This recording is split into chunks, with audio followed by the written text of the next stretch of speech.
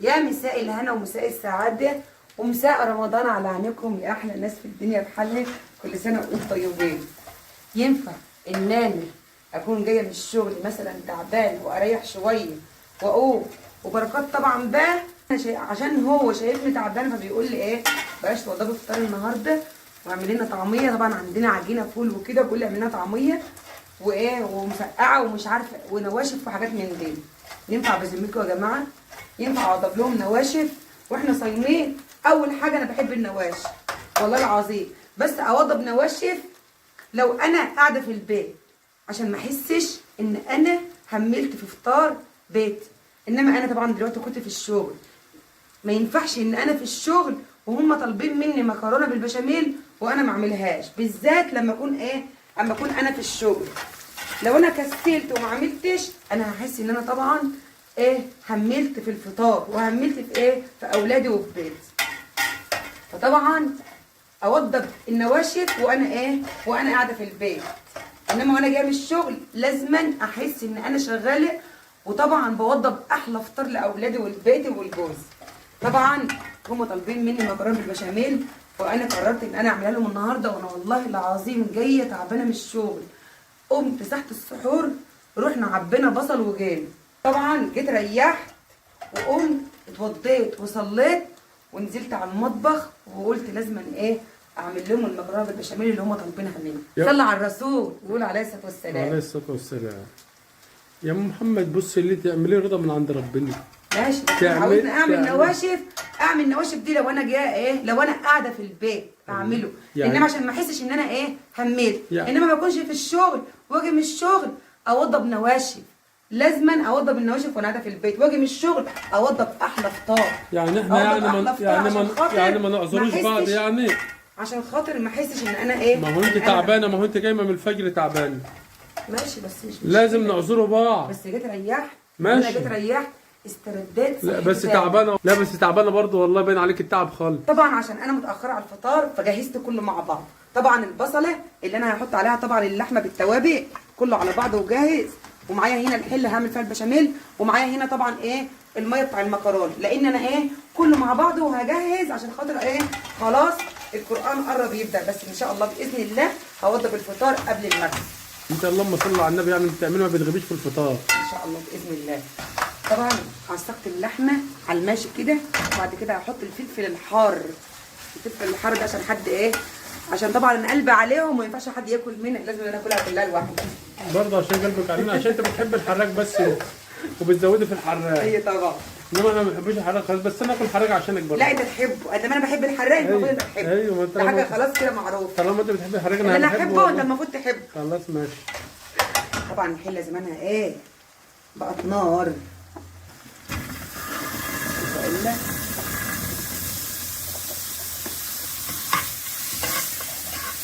لان انا مولعه عليها من بدري.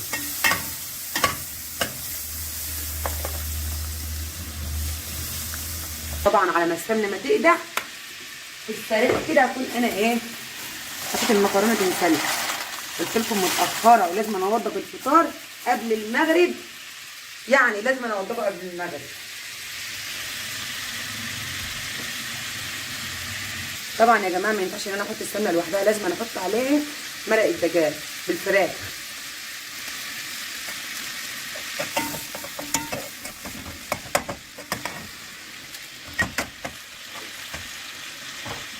وعشان احنا طبعا بنحب المكرونه البشاميل بالصلصه لازم بردك احط لها معلقتين صلصه كده عشان خاطر نخلي المكرونه طعمها تحفه. احنا بنحب المكرونه بالبشاميل بنحبها بالصلصه. تسلمي لك يا ام محمد، هتعملي حاجه وحشه برضه يا ام محمد. تسلمي. انت كنت بتقول اعملي طعميه وفول ومسقعه وانا رحمتك من ده كله اهو. تسلمي لك عشان ما تقولش ان انا ست فاشله. تسلمي لك يا ام محمد. شغلي وما بتجيبش البيت. هو انت عارفه ان انا بقول كده برضه عمري يعني انا الحمد لله في شغلي وبشتغل وبرضك في نفس الوقت ما بقصرش في بيتي من اي اكل ولا اي حاجه خالص.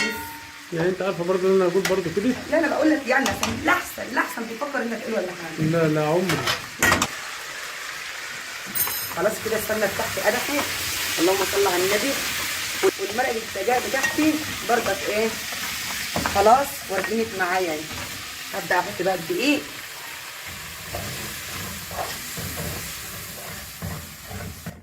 طبعا انا هخلي بالظبط الدقيق بتاعي او البشاميل بتاعي ده يصفر يا دوبك كده، وبعد كده هنزل باللبن عليه على طول. وطبعا يا جماعه معايا برضك المكرونه، لان انا مش هطيبها جامد، انا هخليها يا دوبك نص طيبان كده. لازم انا اخلي المكرونه بتاع البشاميل ما تبقاش طيبه، نص طيبان يا دوبك. معلش بقى بروح هنا وارجع هنا عشان خاطر زي ما قلت لكم ان انا بجهز كله مع بعضه. اللهم صل على النبي. اللحمه بتاعتي اتعصبت والصوص بتاع الصلصه اللهم صل على النبي. شايفين الصوص بتاع الصلصه كده؟ خلاص لحمتي ظبطت وبقت ايه، وبقت 100 100. والبشاميل بتاعي خلاص اهو جوز. وهنا بردك المكرونه بتاعتي كده خلاص استوت نص سوا. هروح اصفيها بقى وارجع لكم. وهنا يا جماعه اللهم صل على النبي صفيت المكرونه بتاعتي، وزي ما قلت لكم هي مش طيبه جامد. شايفين اهي مش طيبه جامد. هرجع بقى ان شاء الله باذن الله. هحط هنا ايه اللبن بتاعي، لان البشاميل اللي كده خلاص اصفر. صلى على رسول الله وقول عليا افضل الصلاه والسلام. دي احلى ناس في الدنيا بحالها. هفضل اقلب على طول عشان خاطر ما يكلكحش مني.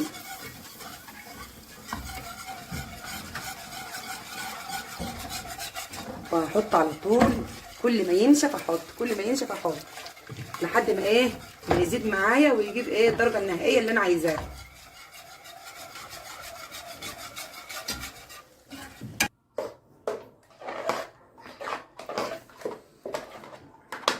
بتحب انت البهدله خالص. تصدق ان انا غلطانه؟ اه والله غلطان. ماشي انا غلطانه. ماشي والله لازم. ماشي انا غلطانه. لما تبقي جايه تعبانه من الشغل عادي، الموجود يا حول الله يا ربي. ايوه والله الموجود، والله رضا من عند ربنا. ماشي المره الجايه هعمل لك الموجود. الرضا من عند ربنا، واحنا يعني اللي انت هتعمله مش هياكلوا منه، ونحمد ربنا عليه. هنحمد ربنا عليه والله. طب ما هو دي الموجود برضك اهو، واحنا يعني عملنا حاجه. بس انت ما كنتيش قادره والله خالص. ماشي الحمد لله ربنا بيعين. بس الحمد لله راكي مريحت جسمي وارتحت وقمت ايه، وقمت اتوضيت وصليت. الحمد لله ربنا عني، والله العظيم ربنا عني. الحمد لله. بس انا هعمل لك احلى مكرونه بالبشاميل اما نشوفهم. اما تشوف؟ اما اشوف ايه؟ ليه هو انت لسه هتشوف؟ ايوه لسه هشوف. يعني معنى ليه؟ امال اللي بتاكله ده كله كان فين؟ مين اللي بيعمله؟ بس انت كنت تعبانه برضه. ما نشوف انت عاملاها بنفس ولا من غير نفس؟ لا والله بنفسي خالص. اما والله شوف. بنفس. اما اشوف لسه. والله بنفس. لسه اما اشوف كله على الطبيعه. ماشي هوريك دلوقتي. كله على الطبيعه. ماشي. الناس اللي تحكم هي حلوه ولا وحشه؟ لا هي الناس هي اللي هتاكل. لا بس برضه ما يشوفوها برضه. ماشي. انت عارف اهو البلد ايه؟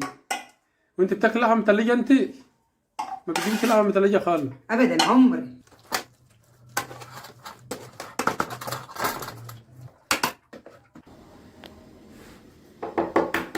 هو انت بتعمل ايه ده يا ام محمد؟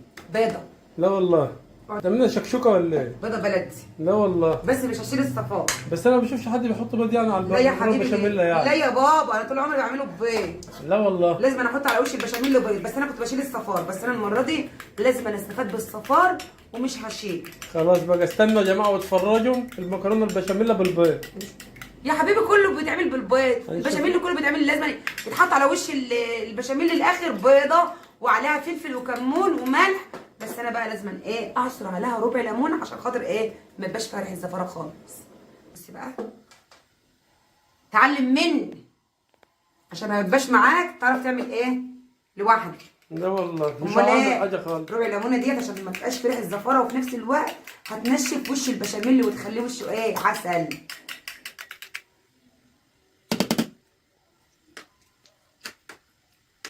انت بترش لها دي كمان؟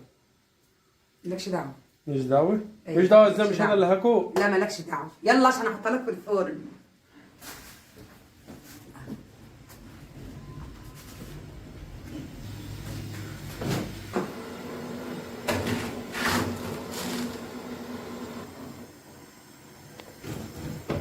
بعون الله بعون الله ربع ساعه وتكون جاهزه. اللهم صل على النبي. بصوا بقى سامعين الاذان اهو. والله العظيم كنت بعمل في المكرونه ديت والقران شغال. اهو نشوف يا حلوه. واللهم صل على النبي. لا انت لسه كمان هتشوف، مش عاجباك كمان. لسه ما نشوفهم رايهم هم بقى. رايهم في هم اللي هيدوق ولا انت اللي هتدوق؟ ماشي. السلام عليكم. عليكم السلام ورحمه الله وبركاته. عاملين ايه النهارده؟ اسكت يا سيف. بص بقى هخرج حته بس اوري الناس المحترمين دمك عشان ايه يحكموا. اللهم صل على النبي، صل على الرسول، قول عليه الصلاه والسلام.